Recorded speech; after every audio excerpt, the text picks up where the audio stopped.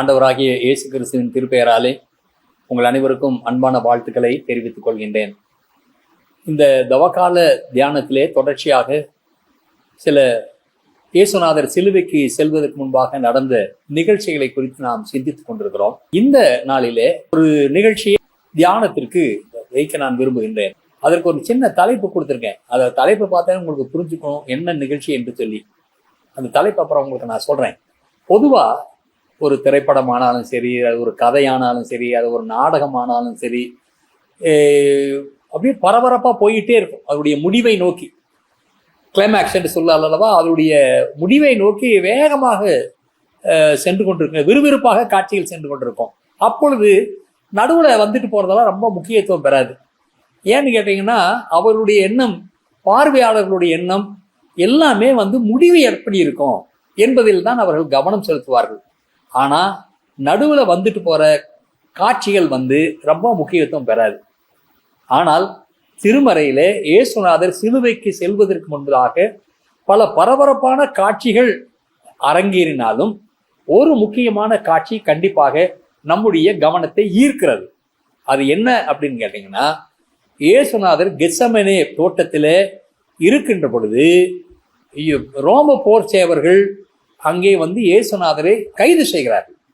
கைது செய்த மாத்திரத்தில் அந்த போர் சேவர்களோடு கூட வந்த மல்கூஸ் என்கின்ற பிரதான ஆசாரியனுடைய சேவகன், அவனுடைய காதை பேதுரு வாளை எடுத்து வெட்டினார் என்பத ஒரு செய்தியை நாம் திருமறையில வாசிக்கின்றோம். 4 நற்செய்தி நூல்களிலும் சொல்லப்பட்டிருக்கிறது. மத்தேயு எழுதின நற்செய்தி நூல் 26ஆம் அதிகாரம் 51ஆம் வசனம், மார்க் எழுதின நற்செய்தி நூல் 14ஆம் அதிகாரம் 47ஆம் வசனம், லூக்கா எழுதின நற்செய்தி நூல் 22ஆம் அதிகாரம் 50-51 வசனங்கள், யோவான் எழுதின நற்செய்தி நூல் 18ஆம் அதிகாரம் 11ஆம் வசனம். யோவான் நற்செய்தி நூலில் தான், நல்லா கவனிங்க, யோவான் நற்செய்தி நூலில் தான் பேதுருடைய பெயரும் மல்கூஸ் என்கின்ற அந்த பிரதான ஆசாரியனுடைய சேவகனுடைய பெயரும் குறிப்பிடப்பட்டுள்ளது. இந்த திருமறையில செல்கின்ற இந்த கதாபாத்திரங்கள்லாம் ரொம்ப முக்கியம் இல்லை நம்ம நினைச்சுக்கிட்டு இருக்கிறோம். ஒருவேளை நமக்கு முக்கியம் இல்லாமல் இருக்கலாம். ஆனால் நற்செய்தியாளர்கள் இந்த சிறு சம்பவத்தை கூட தங்கள் நற்செய்தி நூலிலே குறிப்பிடுவதற்கு பின்னாக மிகப்பெரிய ஒரு உண்மை இருக்கிறது என்பதை நாம் மறந்து போய்விடக்கூடாது. சுருக்கமா சொல்ல போனா, இதெல்லாம் சாதாரண நிகழ்வு என்று நாம் எடுத்துக்கொள்ளாமல் இதில் பின்னணியிலே கடவுள் நமக்கு ஏதோ ஒரு செய்தியை சொல்ல விரும்புகிறார் என்பதை மனதிலே நாம் ஏற்றுக்கொள்ள வேண்டும். இப்பொழுது மல்கூஸ் என்பதற்கு என்ன அர்த்தம் அப்படின்னா, அவனுடைய பெயர் மல்கூஸ் என்பதற்கு ராஜா என்று பெயர். இப்பொழுது இயேசுநாதர் கெத்செமனே தோட்டத்தில் இருக்கின்ற பொழுது அவரை கைது செய்ய வருகிறார்கள். அப்பொழுது இந்த பிரதான ஆசாரியனுடைய சேவகன் மல்கூஸும் வருகிறார். அதைத் தொடர்ந்து நடைபெறுகிற நிகழ்ச்சி எல்லாம் நமக்கு தெரியும்.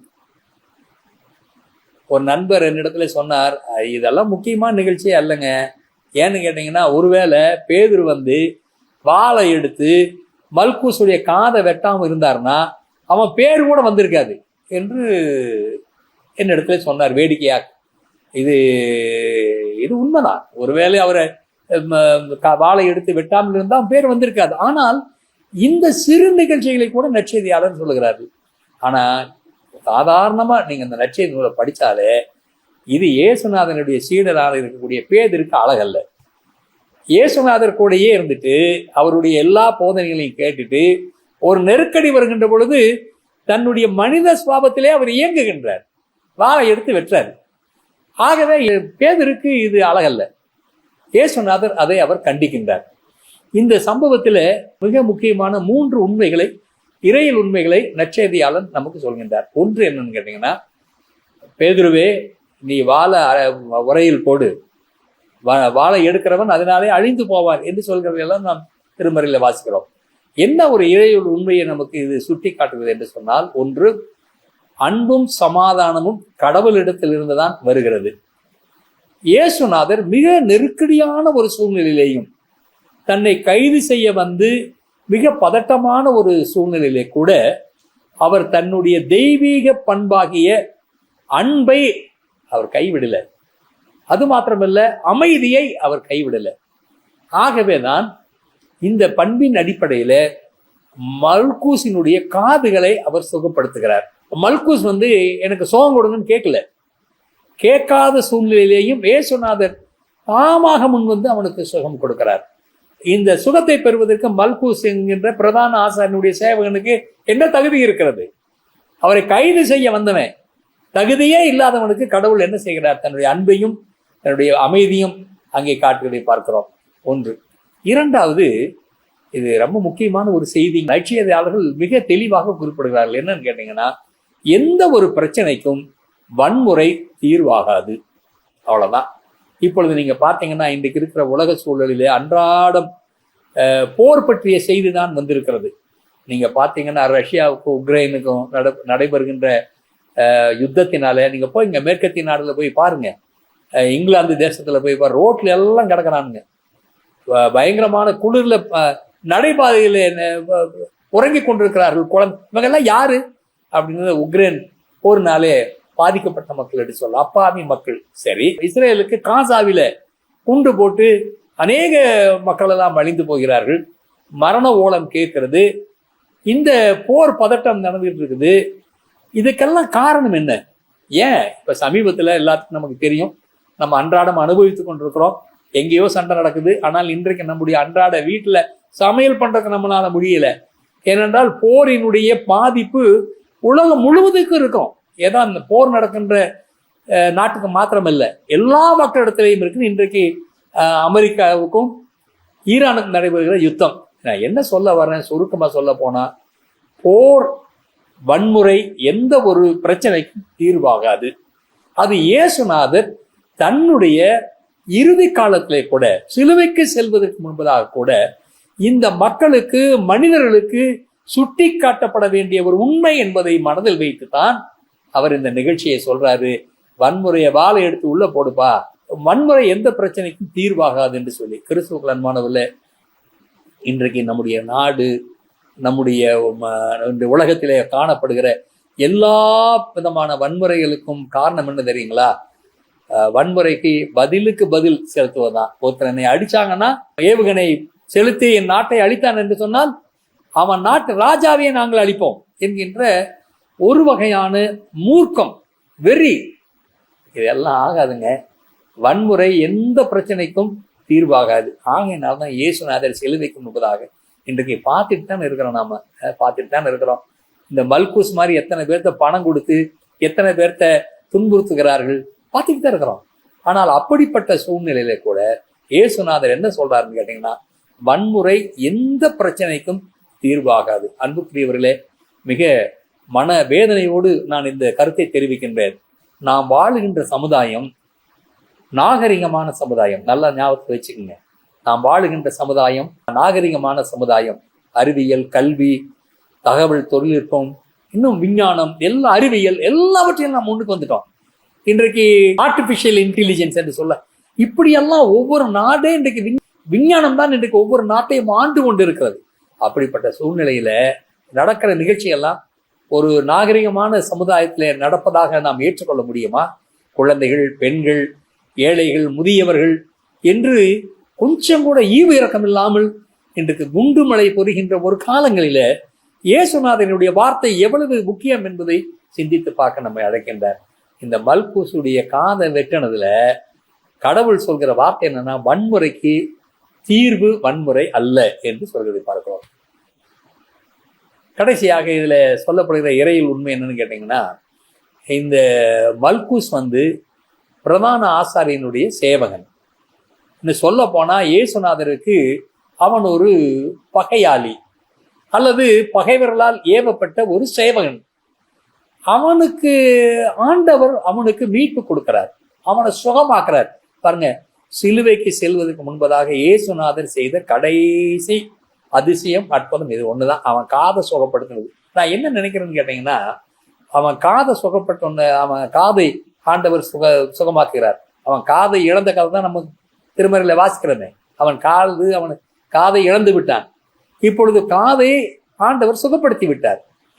எதுக்கு சுகப்படுத்தி இருப்பாருன்னு கொஞ்சம் யோசனை பண்ணி பார்த்தீங்கன்னா தான் எனக்கு மனசுல என்ன புலப்படுதுன்னு கேட்டீங்கன்னா, இயேசுநாதர் சிலுவையில 7 வார்த்தை பேசினார். இதாவே அவர்களுக்கு மன்னியும் என்று சொன்னார் இல்லைங்க.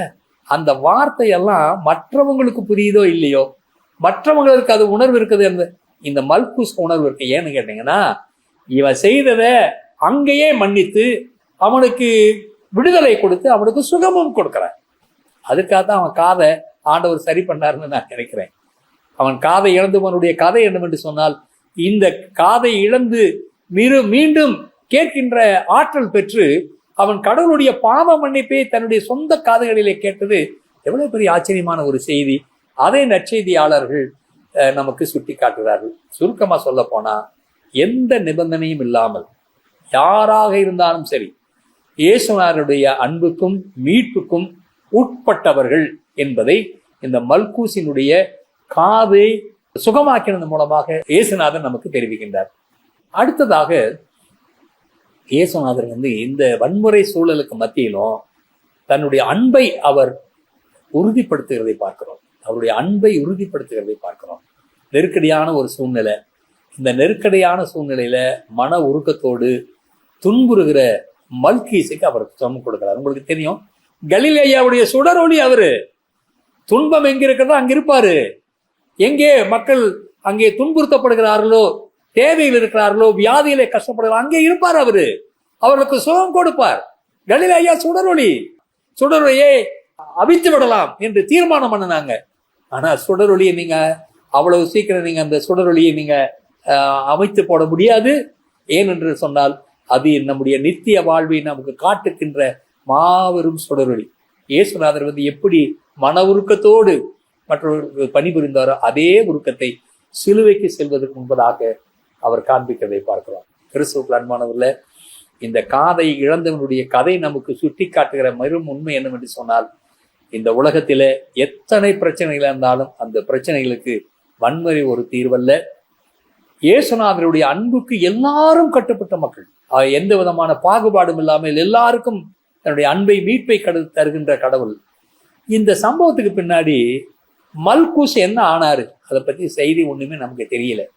அதை பற்றி எந்த செய்தியும் நற்செய்தியாளர்களும் மற்ற வரலாற்று குறிப்புகளிலே எங்கேயுமே இல்லை. ஆனால் நான் நினைக்கிறேன், இந்த வார்த்தையில பிதாவே எனக்கு இவர்களுக்கு மன்னியும் என்ற வார்த்தையெல்லாம் அவர் காதுல கேட்டுட்டு கண்டிப்பாக அவர் இயேசுநாதரின் மேலே ஒரு நம்பிக்கை உள்ளவராக இருந்திருக்கணும் அப்படிங்கிறது தான் எல்லாருடைய யூகமும். அநேக வல்லுநர்கள் கூட அதை சொல்றாங்க. ஆனால் உறுதிப்படுத்த முடியவில்லை. சரி, இப்பொழுது சரி விட்டுருங்க, காதை இழந்தவனுடைய கதையை கேட்டுட்டோம். இந்த வெட்னாம் பாருங்க, அவனுடைய கதை தான் நமக்கு எல்லாத்துக்கும் தெரியும். அதை நம்ம தொடர்ந்து வருகின்ற காலங்களில் சிந்திக்க போகிறோம். ஆனால் ஒரே ஒரு செய்தியை மாத்திரம் இந்த நேரத்தில் சொல்ல விரும்புகிறேன். என்னன்னு கேட்டீங்கன்னா, இந்த பேதுரு அந்த மல்கூச காதை வெட்டின அந்த வாள் இருக்குது இல்லைங்க, அந்த வாள் போலந்து நாட்டிலே இருக்கக்கூடிய போஜ்னானி என்கின்ற ஆர்ச்சி டயசஸுடைய மியூசியம், அதாவது திருச்சபைக்கான பொருட்களை எல்லாம் வச்சுக்கூடிய ஒரு இது போலந்து நாட்டில் இருக்குது. அந்த போலந்து நாட்டில் பேதுரு மல்கூசையை வெட்டின வாள் அங்க வச்சிருக்கிறதாக வரலாற்று குறிப்பு சொல்றாங்க. ஏங்க அந்த வாள் என்ன அவ்வளவு முக்கியமானா? ஆமா முக்கியம். ஏன்னு கேட்டீங்கன்னா, அந்த வாளினாலே சாதிக்காததை நம்முடைய ஆண்டவர் சிலுவையிலே தன்னுடைய பாடுகளினாலே சாதித்தார். இந்த வாளினாலே ஒரு மனிதனை அழிக்க வேண்டும் என்று நினைத்தவர் சாதிக்க முடியல. ஆனால் வாளினாலே சாம்ராஜ்யத்தை, வன்முறையை அழிக்க வேண்டும் என்று விரும்பின பேதுருனால ஒன்றும் பண்ண முடியல. ஆனால் இந்த வன்முறையையும் சாம்ராஜ்யங்களையும் கட்டுப்பாட்டுக்குள் வைக்கின்ற ஆற்றலை சிலுவையிலே இயேசுநாதர் நமக்கு காண்பித்திருக்கிறார். ஆகையினாலதான் அந்த வாள் அங்க வச்சிருக்கிறது ஒரு நன்மைக்கு தான். என்னன்னு கேட்டீங்கன்னா, இந்த வாள்னால எல்லாம், இந்த வாள், ஈட்டி, இப்படிப்பட்ட ஆயுதங்களினாலே மனுஷனுக்கு ஒருபோதும் அமைதி வராது என்பதை நாம் புரிந்து கொள்ளலாம். இன்னொரு பாரம்பரியமான கதை உண்டு. அது என்னன்னு கேட்டீங்கன்னா, அரிமத்தாய் ஊரான யோசப் இருக்காரு இல்லைங்க, இயேசுநாதருடைய உடலை போய் பிலாத்திரத்துல போய் கேட்டு அடக்கம் பண்ணி தன்னுடைய கல்லறையை கொடுத்தாரு பாருங்க. அவர் பிற்காலத்திலே ஆண்டவருடைய நற்செய்தியாளனாக மாறி இங்கிலாந்து தேசத்திற்கு நற்செய்தியை கொண்டு போனவார் என்பது ஒரு வரலாறு. அந்த வரலாற்றில் அவங்க என்ன சொல்றாங்க அப்படின்னா, கிளாட்ஸ்டன்பரி ஆபி என்கின்ற ஒரு இடத்துல இந்த பேதுருனுடைய வாள் அங்கே வைத்திருக்கிறதாக சொல்கிறார்கள். எது எப்படி இருந்தாலும் கிறிஸ்துவுக்குள் அன்பானவர்களே, காதை இழந்தவன் தன்னுடைய காதிலே இயேசுநாதருடைய மன்னிப்பை கேட்டான் என்பதை நினைத்து பார்க்கின்ற பொழுது இதற்கு மேல என்ன நமக்கு வேணும்? அன்புக்குரியவர்களே, நீங்க இந்த நிகழ்ச்சியெல்லாம் யோவான் தான் நல்லா அழகா சொல்றாரு. யோவான் நற்செய்தியோட வாசிச்சு பாருங்க, ரொம்ப நல்லா இருக்கும். ரொம்ப அழகாக தெளிவாக குறிப்பிடுகிறார். ஆனா அவர் திரும்ப திரும்ப குறிப்பிடுகிற ஒரு காரியம் என்ன தெரியுங்களா? இத்தனை நெருக்கடிகளுக்கு மத்தியிலும் காட்டி கொடுத்தல், கசப்பான அனுபவம், விட்டு ஓடி விடுகிறார்கள், எல்லா அவமானம், நிந்தை, எல்லாவற்றுக்கும் மேலாக இயேசுநாதர் மாத்திரம் உறுதி குலையவில்லை, அவரு கலங்கவில்லை. மாறாக தன்னுடைய மனதிலே தன்னை முழுமையாக தந்தையினுடைய விருப்பத்திற்கு ஒப்பு கொடுத்து சிலுவை மரணத்திற்கு தன்னை கையளிக்கின்றார். No resistance. எதிர்த்து அவர் எதுவுமே செய்யல. தந்தையினுடைய திருவுள சத்தத்தை அவர் நிறைவேற்றுகிறார். ஆகையினால அதை பற்றி கொஞ்சமும் பயப்படாமல் சிலுவைக்கு தன்னை கையளித்தார் என்று நாம் பார்க்கிறோம். ஒரே ஒரு சம்பவத்தை சொல்லி நான் முடிக்கிறேன். ஒரு சில கிட்டத்தட்ட 100 ஆண்டுகளுக்கு முன்பதாக திருச்சி தஞ்சை திருமண்டல பகுதியிலே இந்த வெஸ்லியன் மெத்தடிஸ்ட் என்று சொல்லக்கூடிய இயக்கத்தினர் வந்தார். ஏன்னு கேட்டீங்கன்னா, அந்த திருச்சி தஞ்சாவூர் பகுதியில ஒரு கரூர், தாராபுரம் போன்ற பகுதிகளிலெல்லாம் சாதிய தீண்டாமை தலைவிரித்து ஆடிக்கொண்டிருந்த காலம் அது. அது என்ன பண்ண முடியும்? நம்ம ஒன்றும் பண்ண முடியாது. சாதி என்பது 1000 2000 ஆண்டுகளுக்கு மேலாக நம்ம நாட்டில் இருக்கக்கூடிய ஒரு சாபம். அதை குறித்து நம்ம இப்பொழுது பேச வேண்டிய அவசியம் இல்லை. ஆனால் இந்த சாதியத்தினாலே பாதிக்கப்பட்ட மக்களுக்கு சமூக விடுதலைக்காக வெஸ்லியன் மெத்தடிஸ்ட் மிஷனரியை சார்ந்தவர்கள் வந்து ஊழியம் பண்ணாங்க தாராபுரம் பகுதியில். அப்பொழுது நடந்த ஒரு சம்பவம் இன்றும் சொல்லப்படுகிறது. என்னன்னு கேட்டீங்கன்னா, கன்னிவாடிங்கிற ஒரு ஊர்ல ஒருத்தர் வந்து ஆண்டவரை ஏற்றுக்கொண்டார். ஏற்றுக்கொண்டதனுடைய விளைவு என்ன அப்படின்னு கேட்டீங்கன்னா, அவர் உயர் சாதி மக்களினுடைய பகையை அவர் சம்பாதித்து கொண்டார். இதெல்லாம் வரலாறு. உயர் சாதி மக்களினுடைய பகையை சம்பாதித்து கொண்டார். இதெல்லாம் நிறைய காரியம் நடந்தது. இவர் என்ன பண்றாங்கன்னு கேட்டீங்கன்னா, அவருக்கு 2-3 பேர் சொல்லுவாங்க, பேர் உறுதி செய்யப்படவில்லை. ஆனால் மாசலாமணிங்கிறது பொதுவாக பேசுவாங்க. மாசலாமணின்னு சொல்லுவார்கள். அந்த பகுதியில் இருக்கிறவங்களுக்கு இதெல்லாம் தெரியும். எது எப்படி இருந்தாலும் அங்கிருந்த ஒரு விசுவாசிக்கு இப்படிப்பட்ட ஒரு நிலை வந்திருக்கிறது. என்ன ஆகுது அப்படின்னு கேட்டீங்கன்னா, இயேசுநாதரை மறுதலிக்க சொல்லி அவர் கை விரல்களில் எல்லாம் வைக்கோல் சுத்தி, துணி சுத்தி, நீ இயேசுநாதை மறுதலிக்க வேண்டும் என்று மிரட்டுகிறார். ஆனா அவர் சொல்றார், நான் உயிரே போனாலும் சரி, நான் இயேசுநாதர் நான் மறுதலிக்க மாட்டேன்யா என்று சொன்னாராம். ஏன் என்று சொன்னால், இயேசுநாதர் சிலுவைக்கு செல்வதற்கு முன்பாக கூட தன்னுடைய அன்பை தன்னுடைய சீஷர்களுக்கு காட்டி சென்றார். சிலுவைக்கு செல்வதற்கு முன்பாக காதை வெட்டின ஒருவனுக்கு சுகம் கொடுத்துட்டு தான் போனார். நீ கையை எரிச்சுக்க, நான் வேண்டான்னு சொல்லல, கடவுள் என்னை காப்பாற்றுவார் என்று சொன்னாராம்.